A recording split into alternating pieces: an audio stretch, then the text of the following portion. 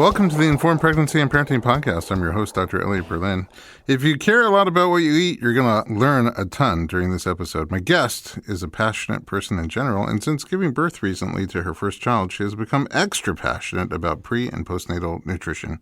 She's the founder of a company called 25/8 that aims to empower every woman to intuitively trust what her body guides her to eat before, during, and after pregnancy. She works to change the way we view eating for two with regards to quality, not quantity. And every time I talk to her, I learn new things about the way food is produced and packaged and how the differences affect our minds and bodies. Erica Mock, welcome to the podcast. Hey, Dr. B. Pleasure to be here. Finally. I know. I've been learning from you for so long and wanting to share you with the people, but you're a busy gal. I mean, you had two babies this year. I did. First, you had the human baby, and somewhere around 9 centimeters, you gave birth to a company. Probably exactly at the same time, you're right. Yeah. Let's talk about food and you. Where does your relationship about thinking about food, where does it date back to? That's a great question. I think probably I was actually in college, so I was about 22, and I started looking into food for my animals before myself, actually. What kind of animals?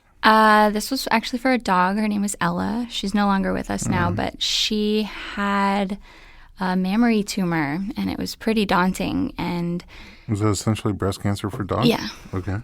And I basically, she was on just a traditional dog food, and I took her off of all the food that she was eating. I made a completely raw diet with like all these organ meats, and like I handmade this stuff. It was kind of gross, but and then I used complementary medicine, and probably about 4 or 5 months later, we took her back for an ultrasound, and the tumor dissolved. Wow. So I was like, oh my gosh, like the power of food was shown to me through my animals. Food is medicine. Yeah. And then I kind of just started turning the microscope in on myself and seeing, if this can help my dog this much, then what could it do for me? But you're always pretty active. Yeah. Lifestyle-wise, yeah. Lifestyle-wise. And did you always gravitate towards healthier foods or? Ish. Healthy. It's kind of hard to explain it like as healthy. In college, I would say I was super active, exercised a lot, and I'd just eat like the things you thought you were supposed to eat when you're healthy, like chicken and vegetables and yogurt and like nothing. Right, so it's healthier than, let's say, donuts and pizza. And For sure. Yeah, for sure. But ultimately, you kind of went deeper in your exploration for what is healthy. And that's what I want to do here today. Yeah. So take us on that journey. So what does that mean? Because I would think, like you said, chicken and all the veggies you just mentioned sound healthy. But of course, yeah. It definitely, it is. But I think the discovery that I had was through my mentor and my closest friend still to this day, Aaliyah Wick. She's a Chinese medicine practitioner. And she taught me about the relationship between us and food and the energetic qualities of food in complementary medicine, like eating with the seasons. So, for example, You don't mean salt, pepper, and garlic? No, not seasonings. Oh, right. Right, seasons. So, we're entering into spring very soon. The equinox is, next week, I think. Sure. So I'm already breaking into, things like the nettles. The flavor of the spring is sour, and the organs are the liver and gallbladder. So different seasons have different flavors and organs? And colors. And colors? Everything. Well, colors that you see, colors that you're supposed to eat? Both. So what do you see a lot in spring? Chicken? Spring chicken? Well, I guess not in California. Green, things are supposed to be green again, Oh, you right? mean outdoors? I never go outdoors, so Okay. I wouldn't know. I see my walls. You see your walls. They seem the same color. Yeah, no, they're different in the spring. But in spring, everything springs, so you see a lot of greens. Exactly. So it's the winter is kind of an introspection, a time for introspection and really going inside. And if you think about winter weather in most places, you cozy up indoors in front of the fireplace. You eat warm things like soups and broths, and that's all a culminating thing, right? Have you been to Australia? I haven't. It's different. Yeah. They got it backwards. Opposite. So if you're down under, just picture summer. Yes. But back to the rest of us. So clearly I have a lot to learn still. No, I'm not trying to school you. I'm just trying to tell people it's different. Down under, it's backwards. Yeah. But they know they're, relatively backwards. So the toilet flushes the other way, right? Does it? I don't know. Family trip, Dan. We need to go to Australia. He's busy with Yes. We're going to go to Australia, all of us, both families. Okay, back to us. Yes. So what were you saying? In winter, introspective. Right. So what does that mean food-wise? I mean, it makes sense that everything kind of goes inside and, almost like the turtle in its shell, all the leaves come off. And Yeah. You shed your leaves in the fall, and in the winter, the tree's still alive. The water's still running up and down in the tree. Like, it's still living and breathing, but it looks kind of dead, right, from the outside. But it's doing all its work on the inside. So spring is the first time where we actually, come back out again. So that's why a lot of times during the winter, we avoid strenuous exercise and, eating foods that have a lot of raw foods are said to kind of kill or die down the digestive fire. We need to stoke that fire in the winter. And as we move into summer, you can move into more raw foods because everything else is warming up. So the inside isn't as important to kind of regulate with your food. So I said in the opening, trusting your instincts on what you eat. Right. This sounds like it would be instinctual eating. Yeah. If we didn't live in this modern society where you have everything all the time. Exactly. Yes. And are you saying there's an overall health benefit to eating that way even though we don't have to anymore? Oh, absolutely. I mean, if you think about it, everything synchronizes to the earth, right? Like as far removed as we are in modern culture, we still are very much connected to the magnetism of the moon and different, energetic things. They're kind of unexplainable. So to me, food is really such an easy connection to have. You don't have to go hippy dippy and go get a grounding mat and do the full moon rituals. You can, and that's amazing. But if you aren't that type of person, you can still connect to the earth by eating in this way and by syncing up your internal rhythms with the rhythms of the earth. And there's innumerable health benefits to that. But our instincts aren't there anymore. So where now we have to, our learnable intelligence has been sort of brainwashed. Right? Because every place you go, there's a billboard, something pops on your phone, there's a commercial, there's somebody singing a jingle, or you just walk by and you smell the KFC. I don't know what. They're probably not going to be a sponsor anyway. So whatever it is. But I'm saying it smells amazing, right? Yeah. And then all these messages are coming in saying, eat this, eat this, eat this. And they're all paid for, there's also commercial benefit in every single one of those. Yeah. So now we have to, because they've drawn us away from our instincts, we have to kind of re-educate that part of our brain to say, this is what instinctually you would have been craving. Right. If you were in touch with your instincts and try to get that connection going again. But where do you do that? How do you do that? How does somebody like me do that? How would you do that? Because what you're saying makes sense. Yeah, but yeah. I mean, I guess this is part of how you do it. You just talk to Erica, but you're not always going to be there. Yeah, listen to this podcast. That's what you do. Every day. Yeah, every day. Share it with your friends at Dr. Berlin on YouTube and Instagram. No, it isn't. It's Dr. Berlin on Twitter and Instagram. Okay, back to you. So I would say there's Doctor spelled out DOCTOR. On Twitter or Instagram? Yeah. Okay. Just FYI. Okay. I never self-promote, but I just thought. I think it's important. I would definitely say there are a lot of good books. There's a book, I still have Breastfeeding Brain, even though I have a 14-month-old, Between Heaven and Earth. Between Heaven and Earth? Yeah. You're going to have to look up the author because I'm a very bad name Who doesn't dropper. know the author of that? I don't know. It really doesn't make sense to me, but it's an amazing book. And it decodes a lot of this stuff and puts it kind of into very digestible bits. That's a funny way to put it. Yeah. Literally digestible. Literally digestible bits. Yeah. That's good. I mean, because it's hard sometimes to take it all at once. Yeah. It absolutely is. It's a lot of information, and like you said, it's so completely opposite from what we're used to now that it takes some rewiring. And I think, if you just kind of start doing it and start following this method and, trusting yourself, and of course, all of our foods that we produce are always going to be aligned with the seasons, even with herbs. That's it. Yeah. Who's it? It's Harriet Bienfeld. There you go. And one more. Let's Incredible book right there. Ephraim Korngold. It's Between Heaven and Earth, A Guide to Chinese Medicine. Mm-hmm. In there, she talks about how it's just so amazing the information that she brings, because I believe her family is, doctors, and one of them is a surgeon, so very medical. And then she was in a line to go to become a doctor herself.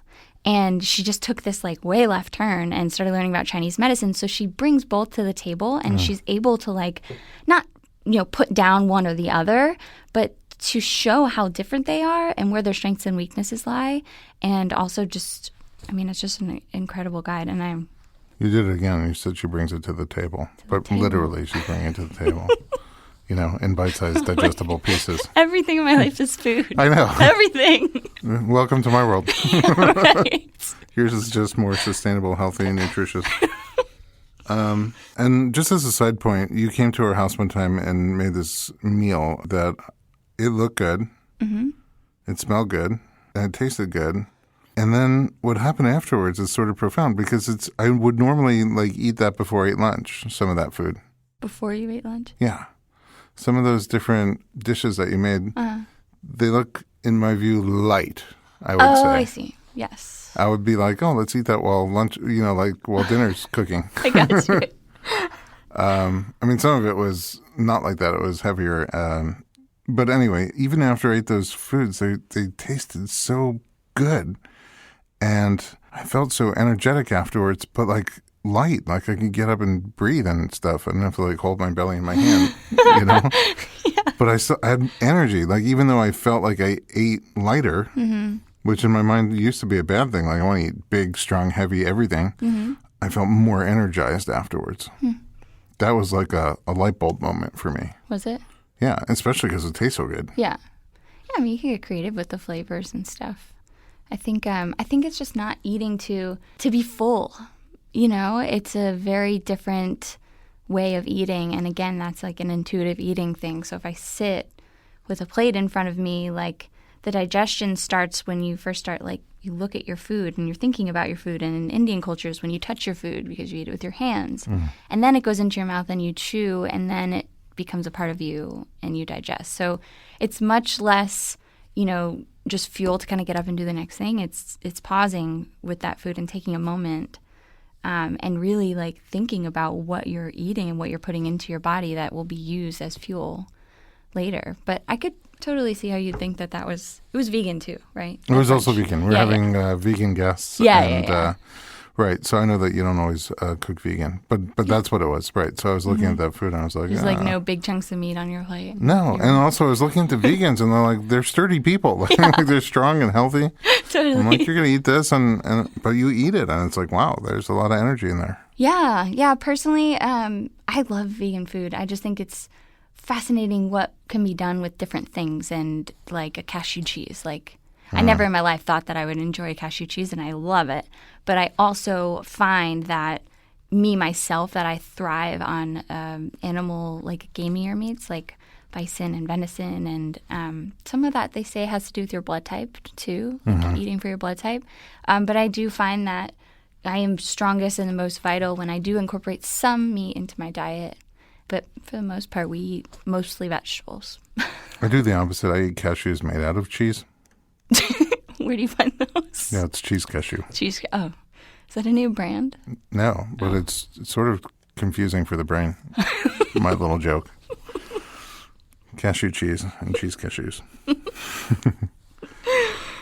Yeah, I used to say I eat those faux veggie dogs. They're made out of beef. Oh. Yeah, that's stupid. Took me a second. I know. I got you. So do you just keep researching more, studying more after college and after you see how it helps your doggy? Yeah. You just keep studying food more and more? It's a passion of yours. Oh, yeah. It's a total, it's a complete lifestyle. It's turned into something that is so profound that I never thought I'd be here personally when I first started this journey. To me, actually, my boyfriend in college, when I was starting this, I was like, okay, I'm going to buy organic meat, right? That was my first decision. I'm just going to buy organic meat. And he laughed at me. He's like, what is that? Like, you're going to buy the rest of the stuff that's not good for you, but you're going to buy one thing that's good for you? But to me, that was the one small change that on a college budget, and like with all these changes ahead of me, that small change was something that I could do in that moment. And then from there, I kind of, broadened that with my food, and then started buying organic and local. And then I looked at my chemicals that I use to clean my house, and I'm like, well, I could probably clean that up a bit too. So I started kind of getting more sustainable options there. And then moving to like body products. So it wasn't like one day I just threw away all my stuff and started over. That's really overwhelming. And I don't think that I wouldn't have learned very much that way. But every time I would reach a point in my life where I came up with maybe like an illness or something that affected me, like conception. Mm-hmm. It's a big one. So like for a lot of women, and I'm speaking for myself too, we're young and we're healthy and we don't have a lot of us don't have these huge life-altering diseases very early in our life, right? So the first time we really kind of realize like, maybe something's not right is when we're having difficulty conceiving, mm-hmm. right? And that plagues a lot of women. And that was kind of one thing that like kind of woke me up, and not that it was difficult per se to get pregnant, but just like realizing like, yeah, I was healthy, and then I could take it up a whole nother level and do like a preconception care package with Alex, my midwife. She does them, and look at like, okay, what are you eating? What is your blood work like? What is your lifestyle like? How's your emotional and mental space, your body? Those are all of my least comfortable questions to be asked. Are they? Yeah.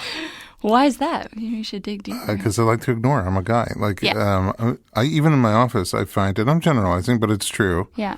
As a generalization, we ask a question like, how long have you been having these symptoms, right? Right. And men will, women sometimes will be like, it just started this morning, so I called right away to take care of it, or yesterday or a week ago. Yeah. Men will be like, they'll come in coughing up blood. They'll be like, I've had it for 13 years. I thought it would go away. This is how we are. I don't know why. We're just programmed to not really take care of ourselves, plow through it, ignore it. It'll go away. Yeah. Women are more like, I don't know. It's a generalization, but that's how I see it at the office. Well, you see a lot of people, so I'm sure that you get a good understanding of that. Sure. Exceptions to every rule. Yeah. But that's, I don't know. Yeah, when people ask those questions, I get uncomfortable. I'm like, I don't want to know the answer to any of those things. Because then I have to do something about it. Yeah, that's true. Right? But then I see the people like you who do something about it, and you're just living life on a different level, just healthy, energetic, exuberant, and getting stuff done. Yeah, but it didn't start like that. Like, that's the thing. It's piece just by piece. one little decision at a time. One decision can change the whole course of your life. I remember when my wife wanted to start eating organic, even just produce, forget about the meat and stuff, and it reminded me of what Louis Anderson said. He went into a Whole Foods and he's like, all right, how much are the organic bananas? And they're like $3.99 a pound.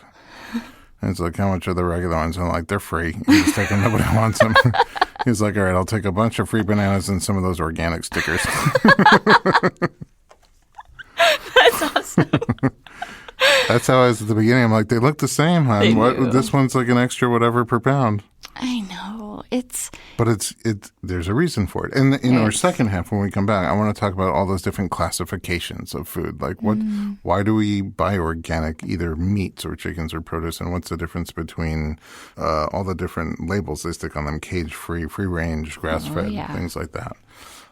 But I think what you're saying is it's true. Like, if you don't have to throw everything out, but when you run out of soap, when you run out of deodorant, when you run out of cleaning products, when you run out of shampoo, when you run out of laundry detergent, just, think about what it is that's in there before you get your next replenishment. Yeah. Try something else. Yeah. Totally. Or just like, look at the ingredients and, just, if you can't pronounce it, Google it. Yeah. And see what that ingredient is. Yep. And it's kind of interesting how sometimes you can just use something simple in the house, like vinegar, all the things you can do with vinegar. Totally. And it's like, oh, yeah. In that case, I can not have all those chemicals in my life, and vinegar's cheap. Vinegar's super cheap. Yeah. Yeah, you save a lot of money on cleaning products using vinegar.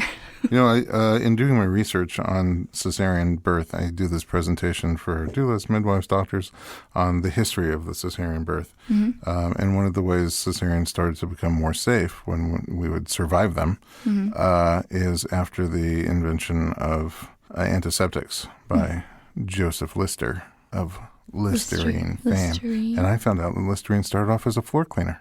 What? And it made me feel so good about it because my kids spill so much of that crap on the floor.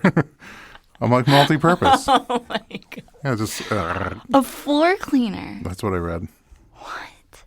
Google it. I'm going to have to. Hey Siri. All right, this is going fast. So when we come back in just a minute, we're going to talk much more specifically about, different types of food categories, labels, and find out how we can practically bring some of your magic into our home. Don't go anywhere. We'll be right back with Erica Mock.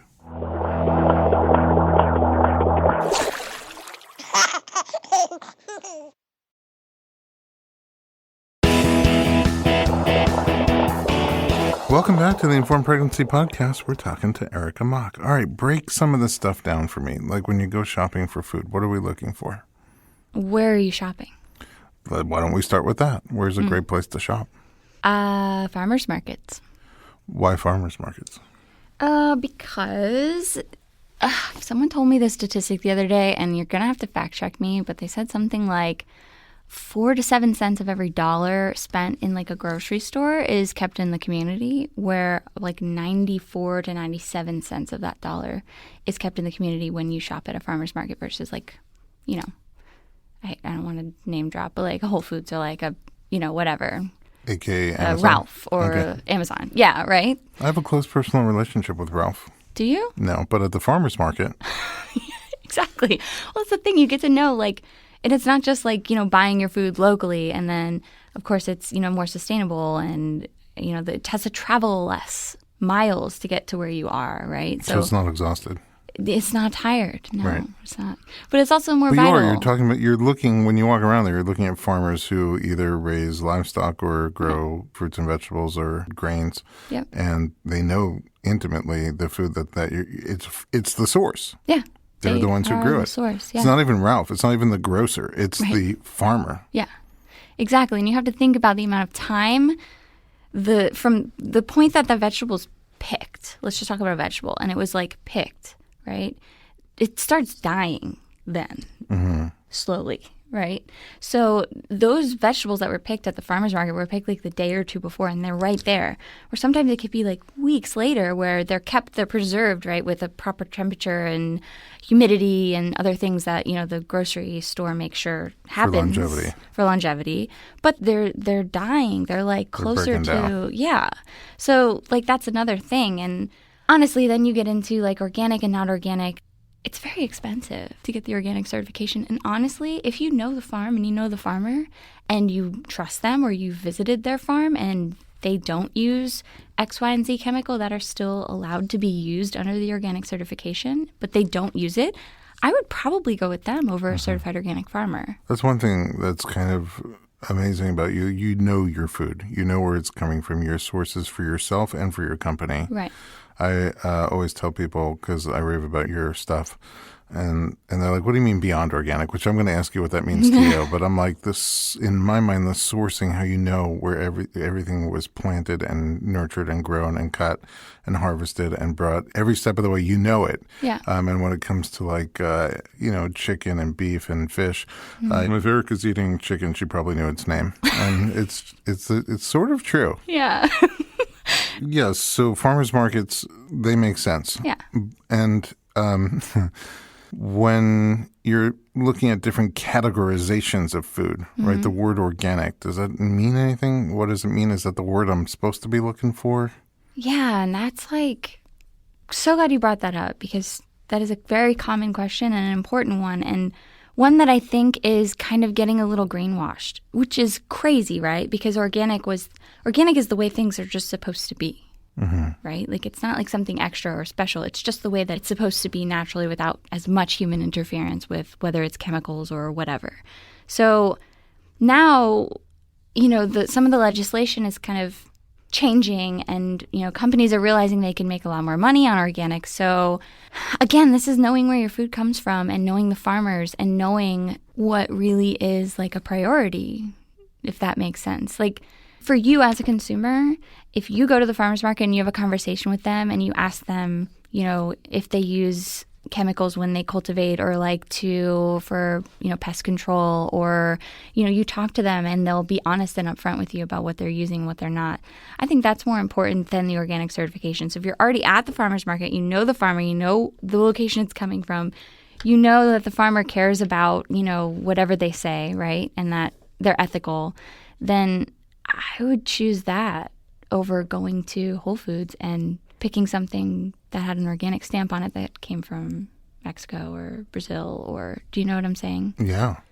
It's funny that you said like organic should just be the standard, Yeah. and then everything else should be labeled like non-organic or Right. something like that. And Mitch Yeah. Hedberg, do you know Mitch Hedberg? Comedian. He used to say that like corn on the cob is a funny term is to just him corn. because he's like, that's just corn. Yeah, That should be called corn, and like niblet should be called corn that was chopped off the cob. That's so true. So, Yeah. what do you mean when you say beyond organic? Beyond organic. So when I say that, I'm usually talking about meat, Okay. animal products. Okay, so that everything we just talked about was plant-based, but when you come to animal products, yeah. Yeah, it's a different ballgame because me having the history, I mean, I have horses and I've cared for cattle before and I've had chickens. And so like coming from that background and knowing the nutritional needs of animals, I see it in a much different light where, you know, we were talking the other day and you said, oh, so-and-so carries, you know, organic kosher beef. And then I told you, well, you know, that doesn't necessarily mean that they were fed what they were designed to eat. But it's more expensive. It is more expensive Oh, because okay. they're feeding organic grain, That's not a good enough sign. right?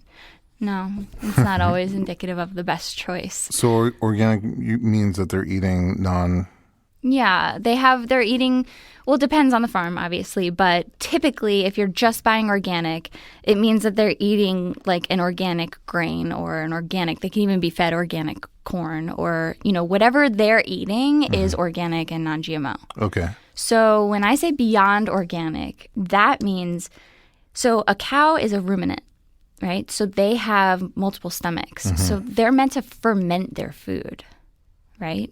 So they eat it, it goes down into one stomach, Yep, hangs out in the fermenting tank, yep, comes back up to another stomach, yep, and then ferments. that keeps happening. Yeah. So basically, you know, they're not really designed to eat things like grain or corn. Oh, They were designed to eat grass, right? Same with horses. So a lot of horse, and that's different because we don't eat those, of course, or I certainly don't. But, you know, same type of thing that you run into with horses and all these different diseases that come up from the, you know, introduction of grain. So with the cow, what I look for is, okay, I'm talking to the farmer. If they have a short supply during winter, I know that they're being pretty genuine and honest, right? There's a season for beef. because there's less grass?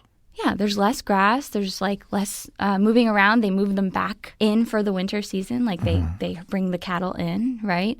And they don't harvest during that time because it's just that time of year, right? It's like it's the same time of year when we all kind of go inside and we all start eating different foods. Like the same thing for the animals. They're on the same rhythm. Interesting. So in the spring, you know, they'll start like the harvest, right? The roundup, and they'll start harvesting, and then you'll have meat all through the summer.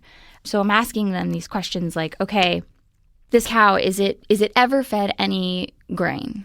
And that means, you know, if it's in like a sill, like the cow goes and eats grain, or in like the form of a supplement, like a pasture cake, right? It's another form of grain. So that has to be a no answer. Then from there, I ask them, you know, what do they use for fly control? Because flies are a problem.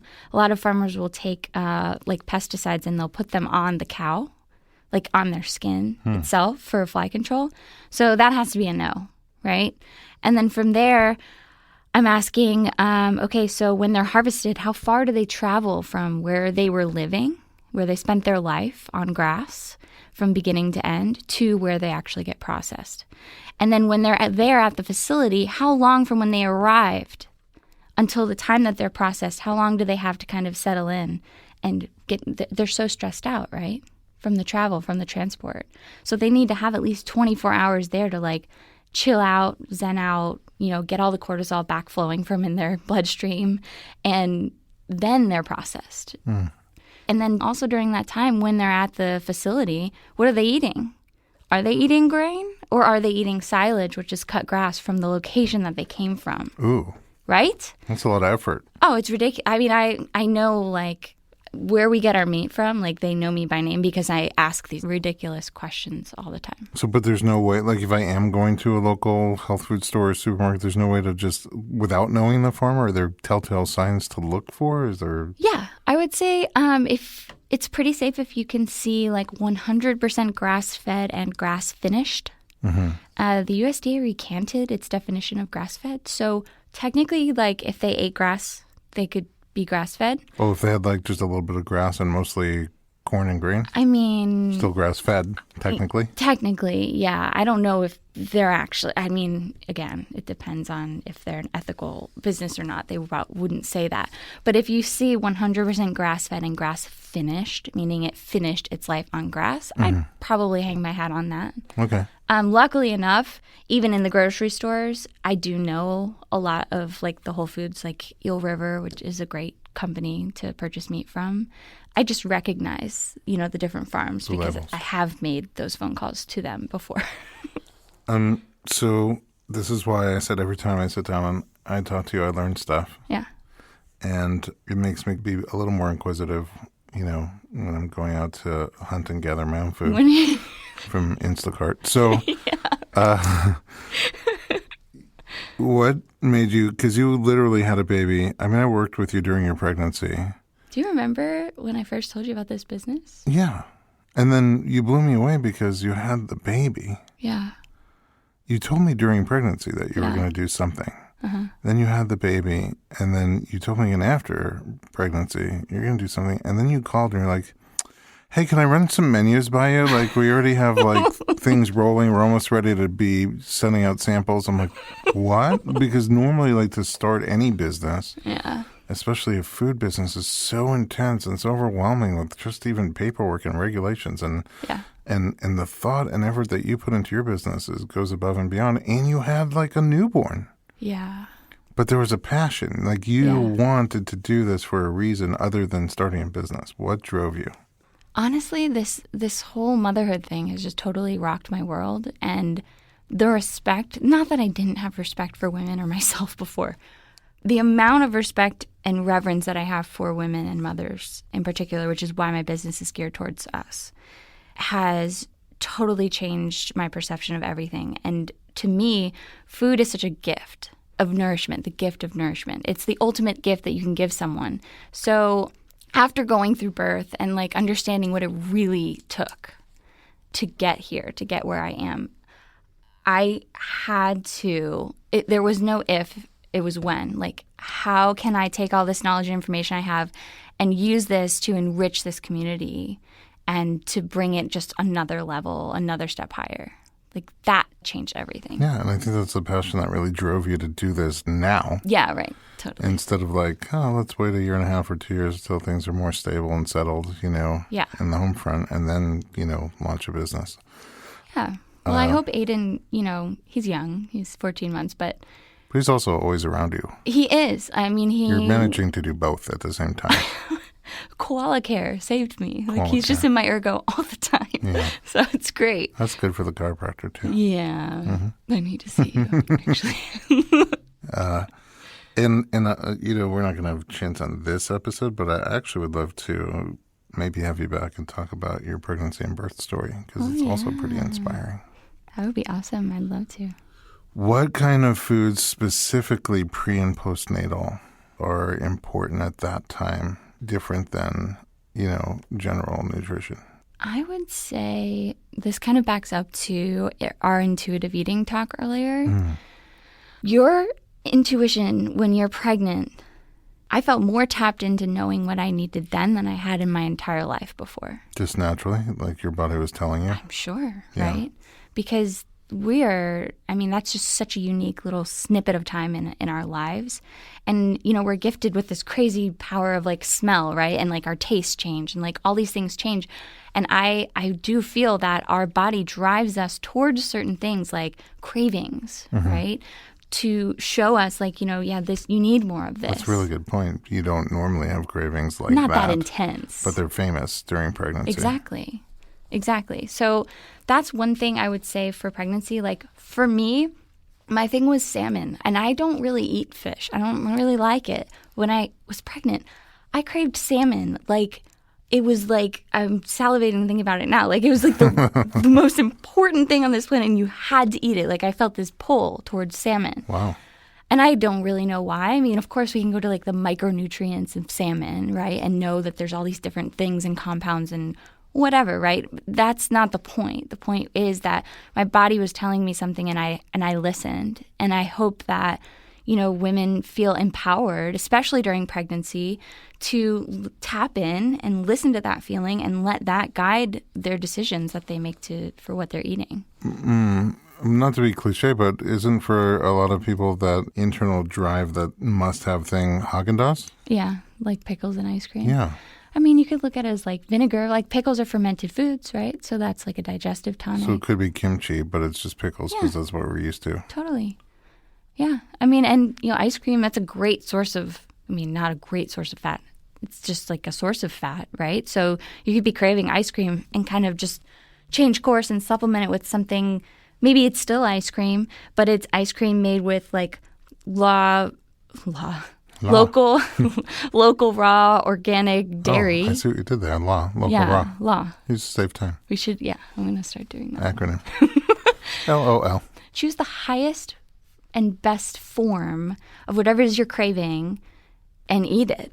Like maybe it's not Haagen-Dazs, but it's just like a much higher quality, fewer ingredients, no chemical added ice cream. Cream, yeah. Yeah, a cream. Exactly. Maybe there's Wild Atlantic Ben and Jerry's. Oh. Okay. That sounds maybe awful. That's a bad idea. Sounds awful. It's okay. That's why they don't ask me to help with the flavors. Well, you did say postnatal too. So like during the first 30 days, of course, there's I did a traditional Chinese postpartum where, not traditional. I didn't do it to like that extent, but I didn't eat any or drink anything cold for 30 days. Like everything was heated and warm. A lot of porridges. Just replacing warmth that you've lost? Exactly. And restoking that digestive fire. Porridge. Porridge. No raw vegetables. Everything was really cooked. A lot of bone broths. It was almost like eating for winter. And luckily my birth was in winter, so I wasn't like eating broth. You're so calculated. I did it on purpose. Yeah, I bet. Or nature did, I guess. And just kind of trying to restore all of your nutrients. And, for a while, actually, I would put liver in. Yes, liver. In with anything I could. Oh, really? Yeah, so that I couldn't taste it because I really don't like liver. Taste, you don't like liver and you don't like fish. Note to self. Yeah, no. Mm-mm. If I ever cook for Erica. No liver, no fish. No liver, fish, no Wild Atlantic Ben and Jerry's. No, definitely not. See, you're much better at this than I am. I mean, people love your food. I love your food. Thank you. They get it, and the packaging is like so thoughtful. Yeah. And environmental conscious, and the food itself is all that nutrition you're talking about with really great flavors. I mean, sometimes I'm the lucky beneficiary of some samples. Yeah. And you turn me into like a superhero. Someone will be leaving, and I say, check it. I'm like, hey, check this out from 25-8. And then they'll eat it right there in front of me and just, That's awesome. That's a reaction I get a lot, actually. I love that face. I'm like, yeah, you can have that like every day. Yeah. You it's can awesome. get that delivered to your door. Yeah, right. And then the next time they come alive as dum-dums, I'm like, oh, sorry. Oops. Time to order. That's okay. Well, time is winding down, sadly, because I can go on for a while. Mm-hmm. Where can we find you online? My website, 258.com. It's all spelled out, TWENTY -FIVEEIGHT.com. So you put the dash between the 20 and the 5. Mm-hmm. I got out on my spelling bee when I was in 3rd grade because of a hyphen like that. In the wrong place? No, that I forgot it. I was spelling like 20-something and I left it out. And it's kind of funny that now there's a hyphen in my business name, right? It all comes back. Those formative years. I will never forget that. You probably have had this name brewing since then. If I ever start a company, I don't care what it is. It's going to have a hyphen. Definitely. Let's call it something with a hyphen. Yep. So 20-58.com. Yep. And right now, in terms of your food delivery, it's fairly local, although you have a kind of a growing distribution. I do. I am like so close to being able to ship. And that would be to like Arizona all the way up to the Pacific Northwest for now. Mm-hmm. So that's coming soon. I don't know how soon, probably within the next quarter or so. But right now it's LA and Orange County. So, but if you go through at the end of checkout, you can put your zip code in and make sure that you're in a deliverable area. Sweet. Well, Erica, thanks a zillion for sharing your knowledge and your passion Thank you for having with me. me and with the audience. And like I said, we hope to have you back soon. Sounds great. At home, you guys have been sending in a lot of suggestions, and we love them all. We read every single one, and we eventually get back to you, if not right away. So send your thoughts, ideas, and suggestions to info@informedpregnancy.com.